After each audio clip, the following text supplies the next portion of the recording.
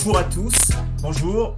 Aujourd'hui, nous recevons donc Monsieur Joseph Yamba, qui est l'auteur donc de ce roman que j'ai dans les mains, à savoir donc le poids d'un héritage. Ce roman est une fiction. Il est une fiction, mais il a pour avantage d'introduire, en tout cas de nous faire entrer dans un contexte historique, parce que ce roman se déroule dans un contexte historique qui est la construction du chemin de fer Congo-Océan. Ça, c'est un élément très important, parce que bien qu'étant une fiction, ce roman quand même nous renvoie à un contexte historique. Au-delà du contexte historique, il fait l'objet également de témoignages. Il nous rappelle nos traditions, nos coutumes, à savoir une coutume que nous appelons donc les Bantu Basumba. Bien évidemment, ce roman n'a pas la prétention de venir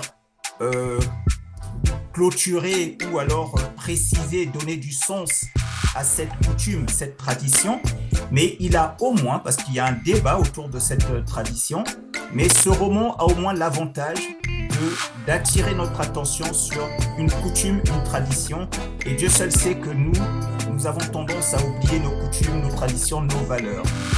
Donc ce roman, je vous invite vraiment à le découvrir, ce que nous allons faire là avec l'auteur, que je vais donc à présent interroger. Monsieur Yamba Joseph, bonjour. Bonjour, monsieur Foulélé. Comment allez-vous? Ben, je me porte bien par la grâce de Dieu, merci. D'accord. Monsieur Yamba, je vais vous laisser vous présenter aux lecteurs et lectrices potentiels qui seront intéressés par votre ouvrage.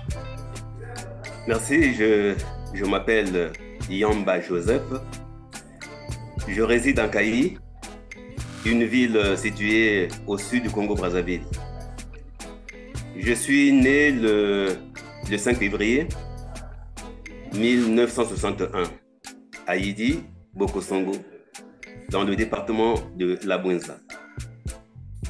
Mon cursus scolaire, j'ai fait mes études à Mouyonzi, au lycée de Mouyonzi, où j'ai terminé en terminale. Malheureusement, j'ai pu arrêter par là. Et donc, très tôt, j'ai passé un test qui m'a donc ouvert la porte de la production. Et voilà donc comment je deviens agent de la société agricole de raffinage industriel du sucre, que nous appelons en sigle Saris Congo ici en Kayi, une très grande société sucrière et donc qui produit du sucre. Et j'ai fait valoir mes droits à la retraite en février 2018. Je suis marié, père de 7 enfants. Ben voilà, donc la petite histoire de votre humble frère Joseph Yamba. En tout cas, merci beaucoup pour cette biographie assez détaillée. Merci beaucoup. Monsieur Yamba, on dit en général que le premier roman d'un auteur est très autobiographique. Le poids d'un héritage, est-ce qu'il y a une part personnelle et comment l'idée de ce livre donc est née? Bien, merci. Ce que je ne vous ai pas dit, c'est que je me suis remarié le 15 juillet dernier, après avoir perdu ma première épouse en 2021. Et donc, c'est à Matadi, en République démocratique du Congo, Matadi qui est une ville portuaire de la RDC. Et c'est là-bas que je suis allé me remarier coutumièrement à l'état civil et aussi religieusement. Mais, donc, vous comprenez que avant d'y arriver, il y a eu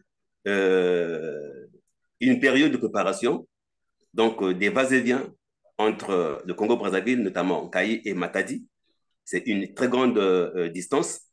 Et donc, j'ai découvert, en fait, c'est comme si c'était un retour disons, à mes sources. Et j'ai donc été en face, justement, de du fond de cette tradition, ma tradition, où je devais voir, comme on nous le disait, ces mamans qui vous saluent de façon spéciale. Ces mamans qui ne peuvent passer à côté des hommes disons d'une façon libre et opulente comme ça. Et donc, il y a des choses qui me sont revenues, qui me sont revenues, et justement dans l'histoire que l'on raconte, il y a des lieux symboliques, il y a des faits symboliques.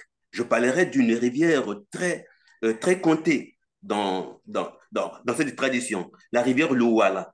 Et quand je vais à Matadi pour la première fois, mais celui qui me conduit dit, ben, cette grande rivière s'appelle Louala. Je vous assure, j'ai demandé à mon conducteur d'arrêter. Je suis descendu, j'ai bu de cette eau parce que pour moi, c'est une rivière tout à fait symbolique. Et donc, ce voyage sur Matadi, à Matadi, est un déclic qui m'a amené finalement à ressusciter justement ces valeurs. Vous comprendrez avec moi que aujourd'hui, nous qui avons eu la chance d'être nés dans les années 60, nous connaissions un peu de ces valeurs. Et lorsque nous comparons avec la vie d'aujourd'hui, ben, c'est comme si nous sommes franchement sur une autre planète. Et donc, c'est de là d'où vient l'idée que, mais tiens, j'ai quand même un potentiel. Pourquoi pas dire à ces jeunes, bien que, bien entendu, hein, les jeunes ne s'y retrouvent pas, mais au moins nous devions dire ce que nous avons été. Donc voilà, c'est donc ce mariage, ces voyages de base et bien qui m'ont amené justement à repartir à ces sources-là. D'accord, d'accord. Dans ce livre, justement, euh, il est question finalement de transmission. Pensez-vous que euh, l'auteur que vous êtes, hein, vous aviez l'intention justement dans ce livre-là de transmettre à la jeunesse, justement, ou pensez-vous qu'en en fait la jeunesse africaine, elle est orpheline de son histoire? Orpheline, je dirais tout de suite, je dirais non. La jeunesse, elle n'est pas orpheline de son histoire. Euh, Sinon que la jeunesse se perd, euh, disons, elle-même. La jeunesse s'oublie elle-même. Je vais vous... euh, je me rappelle d'un livre très intéressant que j'ai lu, écrit par le révérend Fidèle, mon ami Kami. Il fut le président de la communauté évangélique du Congo démocratique. Et donc, dans ce livre, qui a pour titre Héritier sans héritage, l'auteur parle d'un jeune homme qui était cadre dans une société, mais qui en même temps devait rentrer en possession d'un grand héritage laissé par ses aïeux. Et donc, le seul grand-père qui lui restait, et c'est celui-là justement qui lui demandait avec insistance de repartir au village afin qu'il rentre en possession de cet héritage. Mais puisque lui, il est cadre dans une entreprise, qu'est-ce que ça veut dire repartir dans ses terres? Qu'est-ce que ça veut dire repartir prendre ce patrimoine culturel? Pour lui, euh, il n'y a en fait aucune importance. Mais tenez-vous tranquille. Peu de temps après, mais la société dans laquelle il est cadre fait faillite. Alors, la disette s'installe, les difficultés s'installent. Et voilà comment lui vient l'idée, se rappelle, mais tiens, je suis quand même héritier. J'ai un grand héritage. C'est donc le temps de repartir aux sources pour que je rentre en possession de cet héritage. Malheureusement pour lui, le jour qu'il décide de repartir, Quand il arrive au village, mais ce sont les funérailles du grand-père qui sont en train, qu'on est en train d'organiser. Grand-père est mort. Le seul par qui il devait rentrer en possession de cet héritage. Et donc, voilà, il est héritier, mais il n'a pas l'héritage, malheureusement. Il n'a pas l'héritage. Il ne peut pas rentrer en possession. Donc, vous voyez, il suffit que le jeune soit attentif. Il suffit que le jeune cherche. Il y a bien des gens qui, nos prédécesseurs qui ont écrit sur les valeurs africaines. Mais qu'est-ce qu'on en fait aujourd'hui? Est-ce que le jeune, d'abord, se reconnaît dans sa peau d'Africain? Je vais encore vous citer une anecdote. Vous savez, lorsque j'étais encore en fonction, je, je partageais le bus avec une sœur, une très jeune sœur. Alors, cette jeune sœur, disons après le week-end, un matin, mais elle était merveilleusement belle. Et donc, je lui ai fait des compliments. Ah, mais belle sœur, vraiment, que tu es ravissante ce matin. Elle m'a, disons, elle a répondu avec beaucoup d'emphase. Oui, ah, Yaya, merci beaucoup. Mais après, qu'est-ce qu'elle a fait? Mais elle a réagi. Elle dit, mais Yaya, mais au fait, mais pourquoi tu me dis des choses comme ça? Pourquoi tu me complimentes à ce point alors que chaque jour je suis avec toi? Nous partons dans ce même bus. Quel est le problème? Le problème, c'est que cette sœur n'était jamais, ne se coiffait que des mèches. Donc, pour elle se rendre belle, il faut les cheveux importés que nous appelons communément les mèches, les perruques. Mais ce lundi, mais elle était ravissante. Mais elle s'était tressée en latte africaine, donc une tresse simple africaine, mais elle était ravissante. Je lui dis, mais tiens, mais je ne t'ai jamais vue aussi belle que disons, autrefois. Donc, le problème sur lequel c'est que cette jeune sœur pense qu'être belle, il faut qu'elle ait des importés qui doivent la rendre belle. Mais quand elle est coiffée naturellement, elle pense qu'elle n'est rien. Elle ne vaut plus rien. Voilà le contraste. Voilà le contraste, s'il vous plaît. Et encore, je vous donne un exemple plus frappant. Cette jeune maman qui donne des fessées à son enfant. Des fessées à son enfant. Au motif que l'enfant a parlé en langue vernaculaire. L'enfant a parlé le Monokutuba, qui est une langue nationale au Congo. Et donc, l'enfant reçoit des fessées de sa maman. Pourquoi il doit parler, lui qui est un enfant des gens évolués, pourquoi il doit parler le Monokutuba? Ça, c'est le Monokutuba qui est une langue nationale. Mais voyons le comportement de cette maman si cet enfant venait à parler sa propre langue maternelle. Je ne sais pas si nous comprenons la dimension dans laquelle, justement, la jeunesse s'égare. La jeunesse, en fait, n'est pas orpheline, mais se rétracte en elle-même. Et voilà, aujourd'hui, ce que nous voyons dans cette jeunesse. Voilà.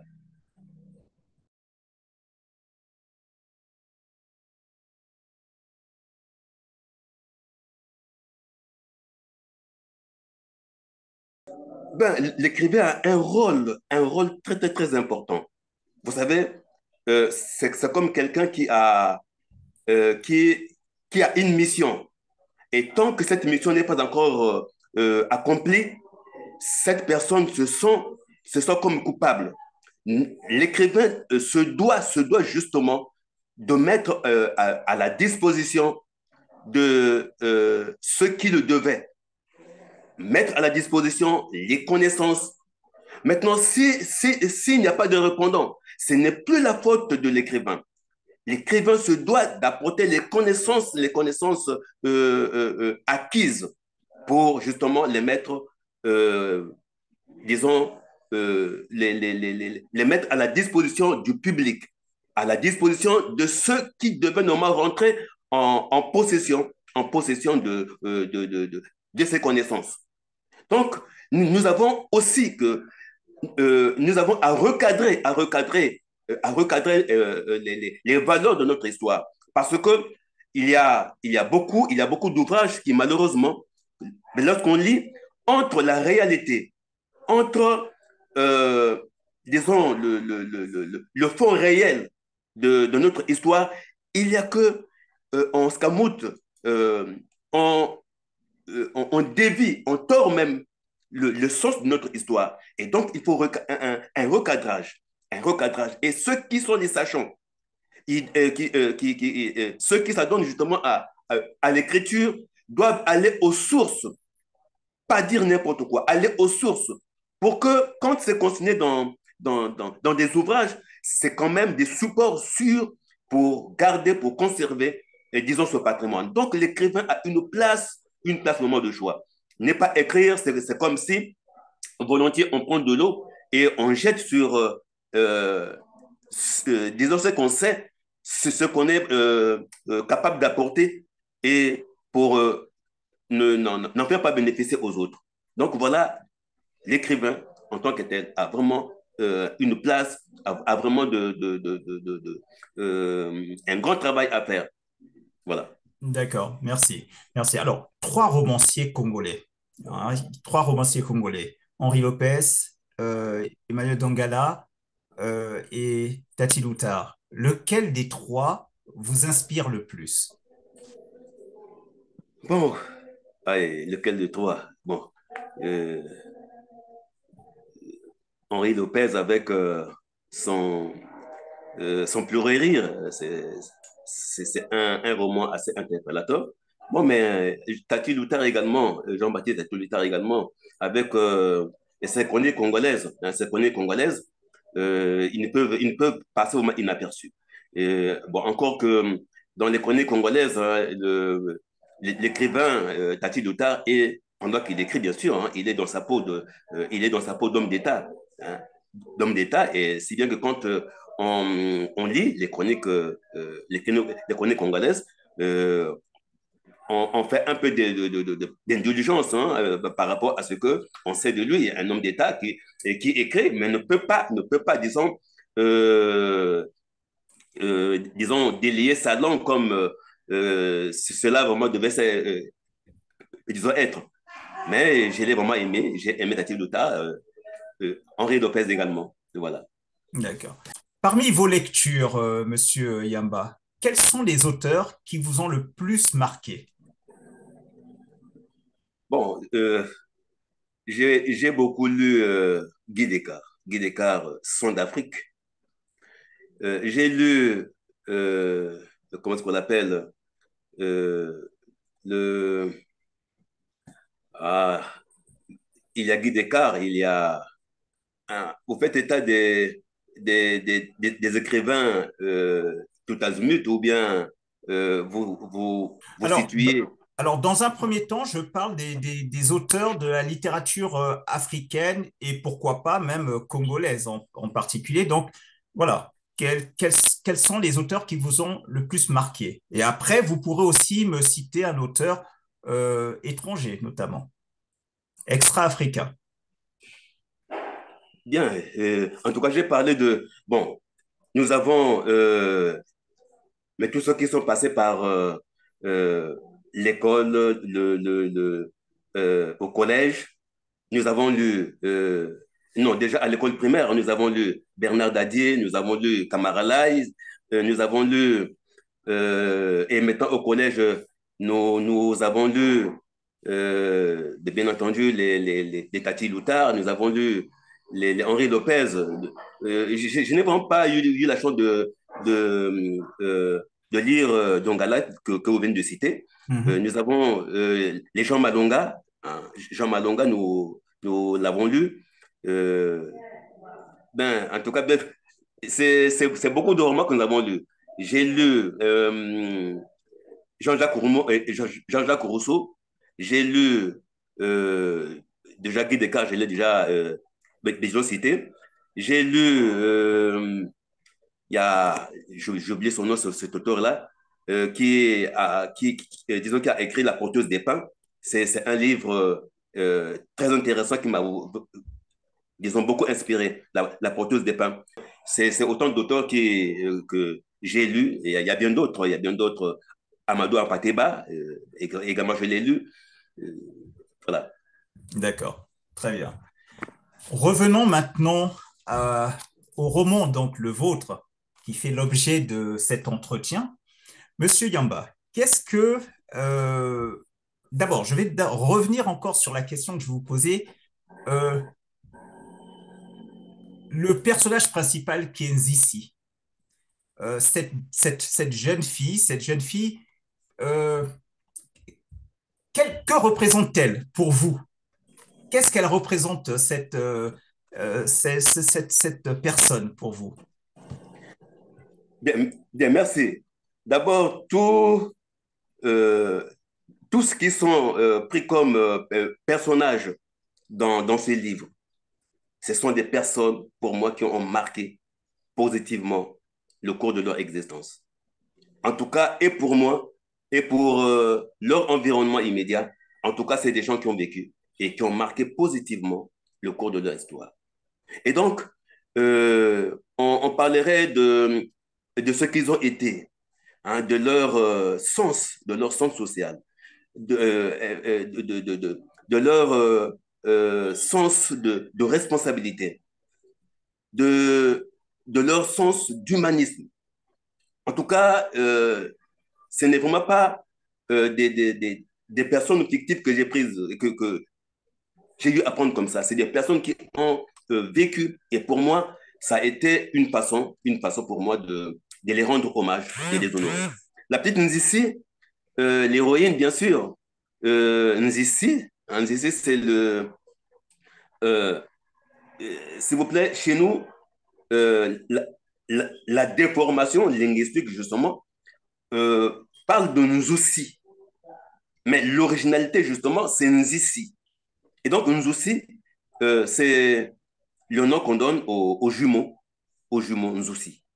Mais c'est aussi un nom devenu populaire comme ça, que l'on soit jumeau, que l'on ne soit pas jumeau, ça, on peut porter ce nom. Et donc, Nzissi, de l'originalité Nzissi, Nzissi, en fait, je ressuscite là les valeurs de cette maman qui m'a élevé, qui m'a mis au monde, qui était une femme de poigne, une femme de grande valeur. Et voilà. Donc, c'est elle. euh, Elle est imbue de euh, caractère humaniste. Et donc, vraiment, pour moi, c'est une façon de dire à la jeune femme, voilà comment devait se comporter la jeune fille congolaise, la jeune fille africaine, la jeune fille du monde. Alors effectivement, comme je le disais, dans ce livre, il y a beaucoup de valeurs, des principes de nos sociétés. Il y a des valeurs qui reviennent et qui permettent justement à cette jeunesse de voir à quel point l'éducation dans nos traditions était importante. Ça, c'est vrai que ça ressort beaucoup dans ce roman. Euh, Par rapport au personnage justement de Nzissi et votre grand-mère que vous évoquez, bien, qu'est-ce qui lie justement votre grand-mère Nzissi et cette coutume? Ben, je crois que le, je dirais les séjours dans l'eau d'un tronc d'arbre ne le change pas en caïma forcément. Non. Grand-mère est née dans des valeurs. Elle est née dans des valeurs. Mais quoique victime de cette tradition de Batoban Sumba, elle se détache et elle part. Mais vous voyez que c'est pratiquement la chaîne où euh,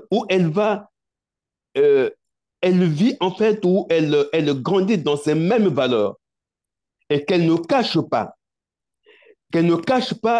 qu'elle doit transmettre justement à sa progéniture, à sa progéniture.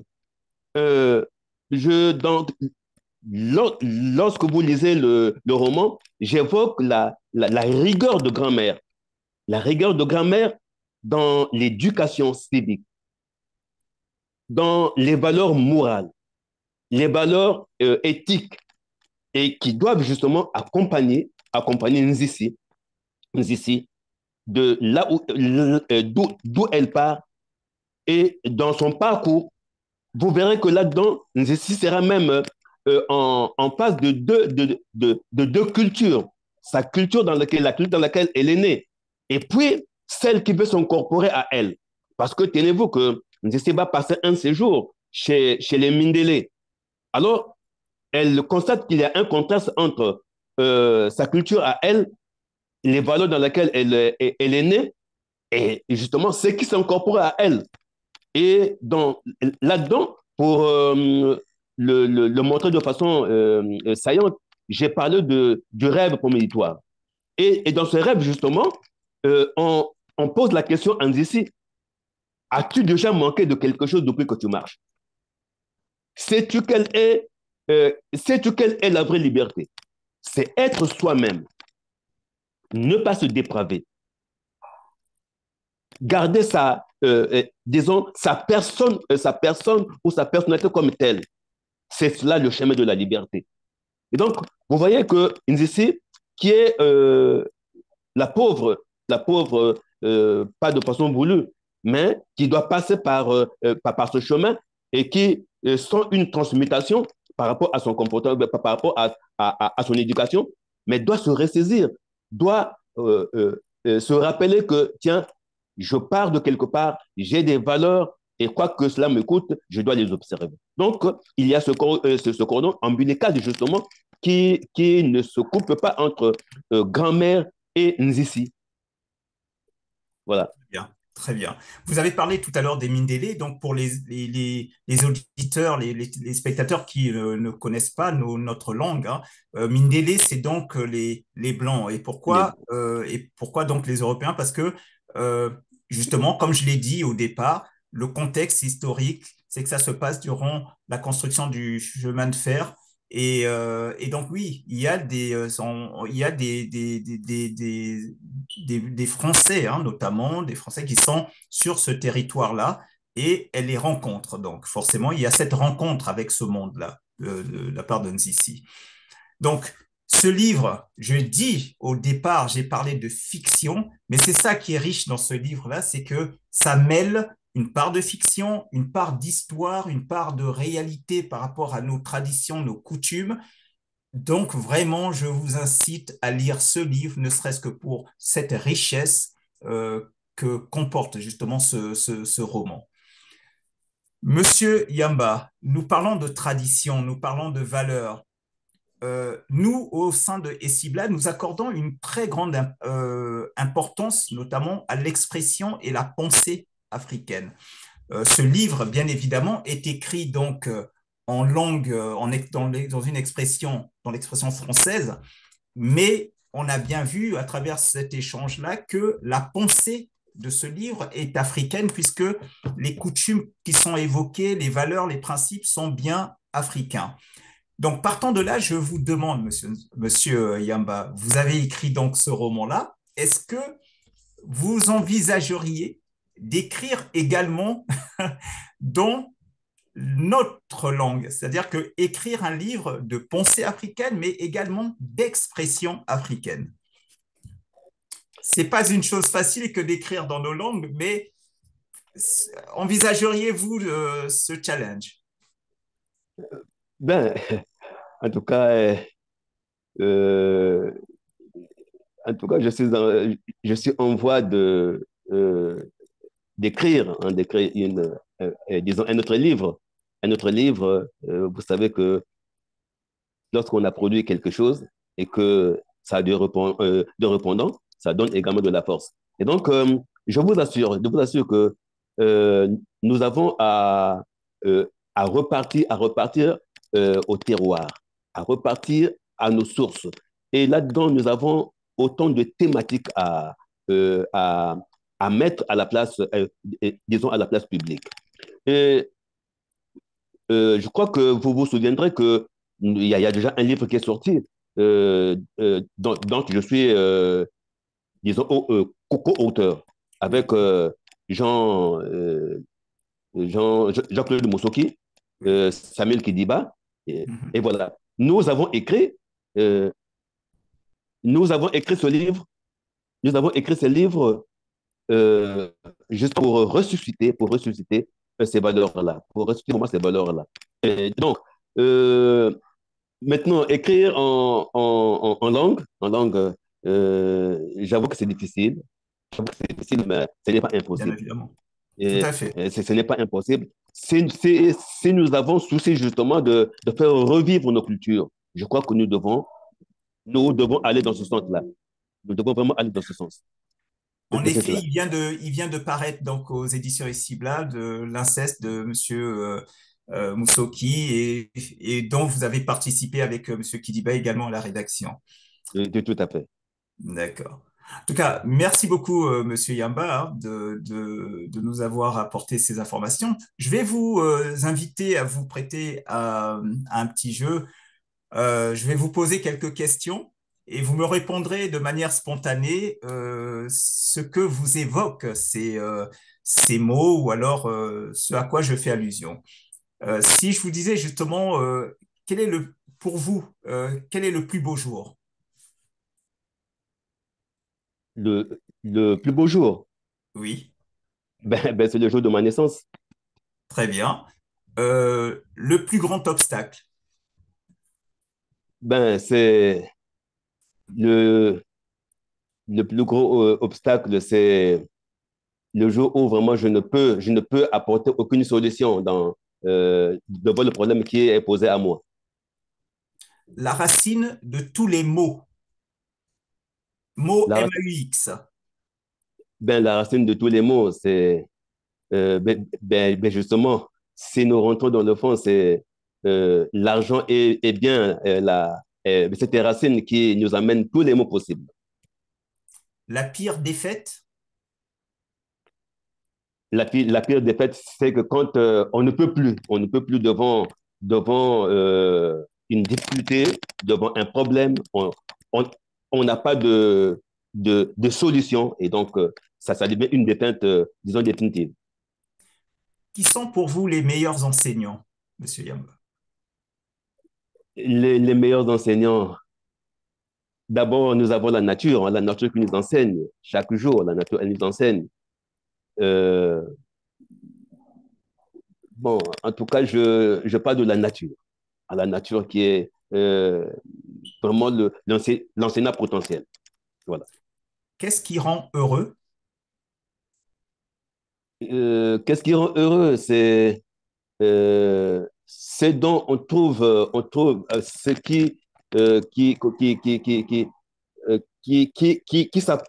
s'accommode à sa vie, hein, qui s'accommode à sa vie, dans lequel vraiment on se sent dans sa peau. Le plus grand mystère, Monsieur Yamba. Le plus grand mystère, c'est quand on n'a rien compris, on n'a rien compris de ce qui est devant nous, hein, ce qui est devant nous qu'on ne peut apporter d'explication. Le pire défaut?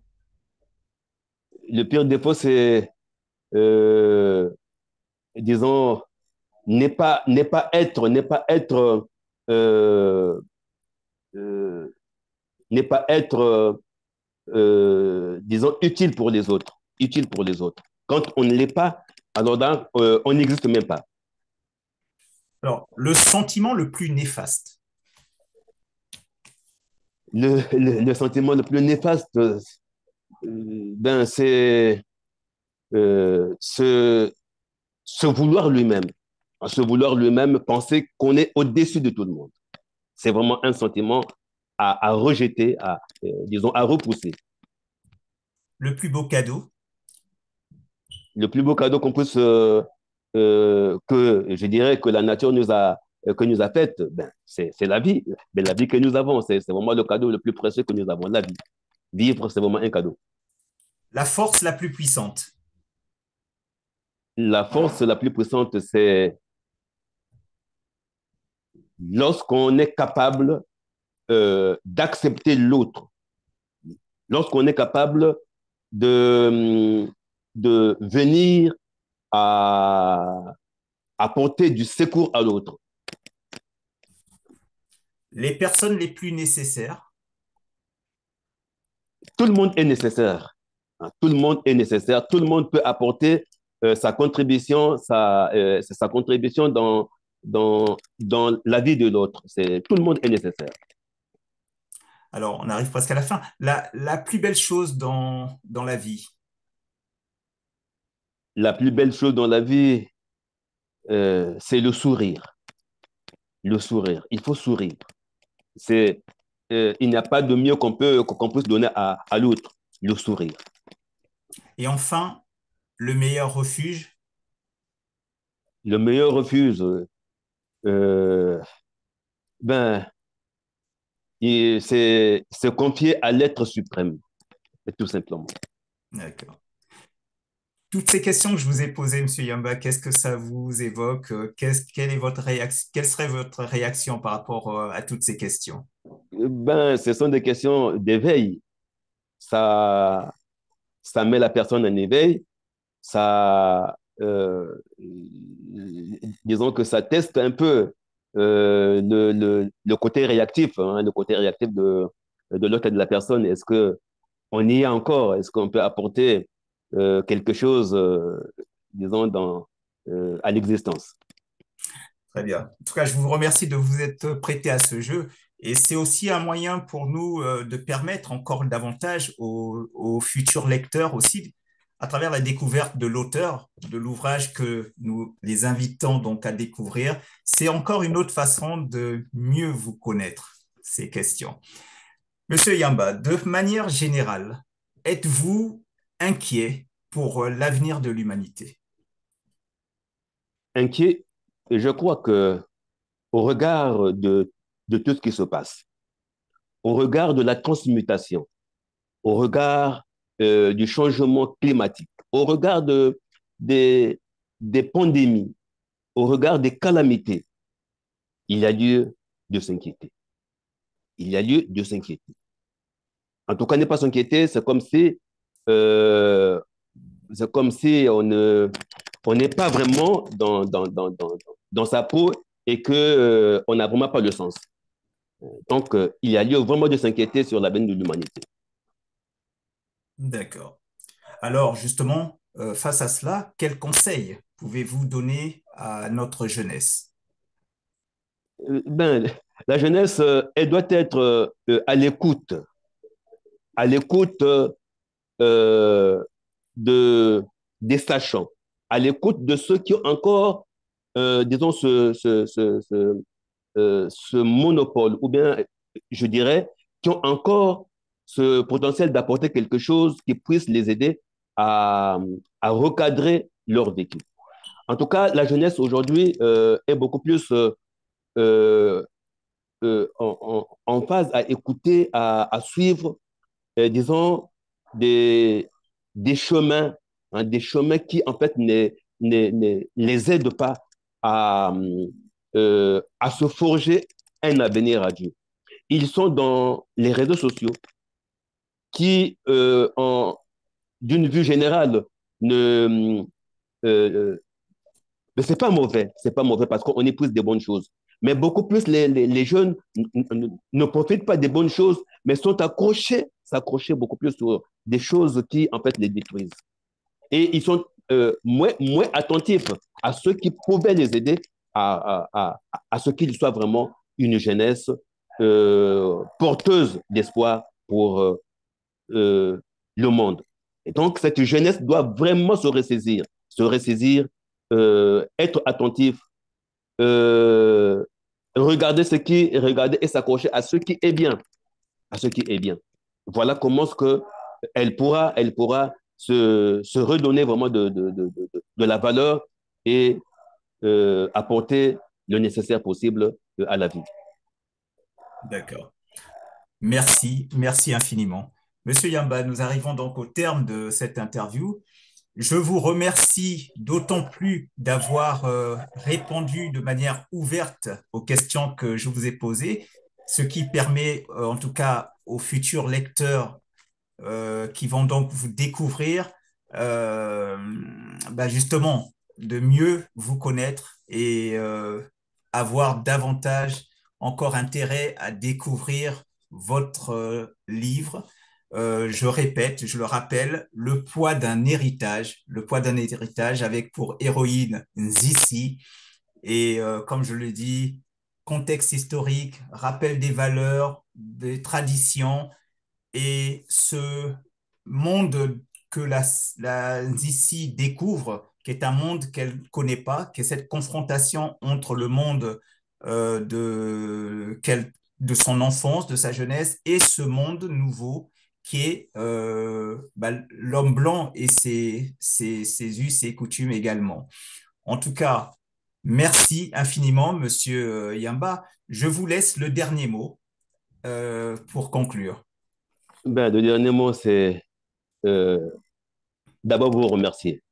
Vous remercier de cette initiative et surtout de la place que l'édition Essibla accorde justement aux valeurs africaines. C'est n'eût été justement euh, disons, votre pragmatisme, si vous n'étiez pas là, je crois que ce livre ne sortirait pas. Et pour ça, je tiens à vous remercier infiniment. Vraiment, je vous remercie. Et à ceux qui vont justement euh, plonger leur regard dans ce livre, je crois qu'avoir aussi un retour nous aiderait, hein, nous aiderait à bien recadrer, à bien orienter, parce que les idées y sont et nous voulons justement continuer à creuser sur les thématiques, disons, parmi les thématiques, disons, nombreux, hein, pour que nous puissions apporter les valeurs de notre histoire à cette jeunesse qui doit les découvrir. Donc vraiment, que je souhaite longévité à l'édition, à la maison d'édition Essibla. Que Dieu vraiment fasse que vous allez de progrès en progrès, parce que nous viendrons toujours vers vous pour continuer à solliciter de vos services et mettre à la disposition du public ce qui peut nous venir, disons, à cœur et de les mettre par écrit.